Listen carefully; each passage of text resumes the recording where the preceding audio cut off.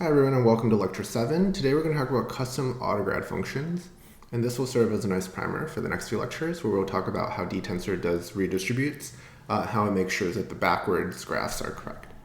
So here we have a very generic way to look at PyTorch, which is look at it from the perspective of just a series of operators, right? Like at the end of the day, PyTorch defines a bunch of operators where it takes in some input, it produces some output, and that output will flow through the rest of the graph.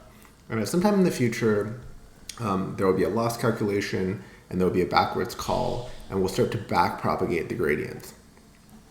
And what PyTorch does under the hood is every time an operator is called in the forwards, it will actually create an operator in the backwards graph, and it'll write it on this tape.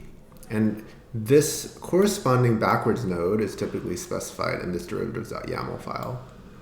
And so when the gradients flow backwards, it will actually flow through this, the derivative of the forward op to calculate the gradients, and it will continue to propagate backwards like that. So as a concrete example, if you have an input and your operator is sine, the derivative of sine is cosine, and so therefore when the gradients are flowing backwards, as it flows through the backwards graph for sine, it will go through cosine and then continue propagating the gradient.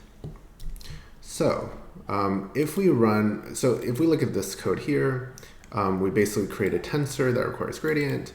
We invoke this function, which basically just calls sine, and then we invoke backwards. And if we look at the TL parse of this, this run, you will see that in the backwards, we indeed just call cosine.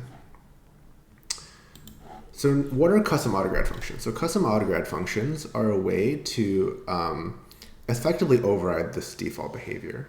And so a custom autograd function, you define as a user-defined thing, and you basically define a forward implementation and a backwards implementation.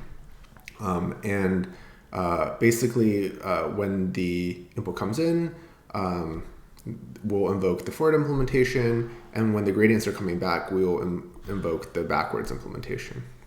And so, for example, you can do things like overriding the backwards formula for certain operators, for example, sine.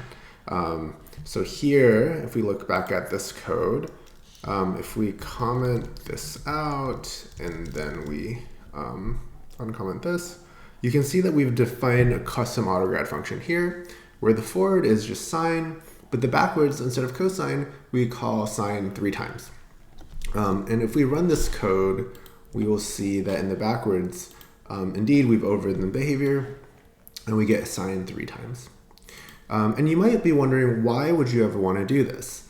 And we'll actually answer that question in the next lecture, but at a high level, this is really useful whenever you want to implement things like redistribute for dtensor, where you want to customize the behavior backwards in a way that's not the standard behavior of PyTorch.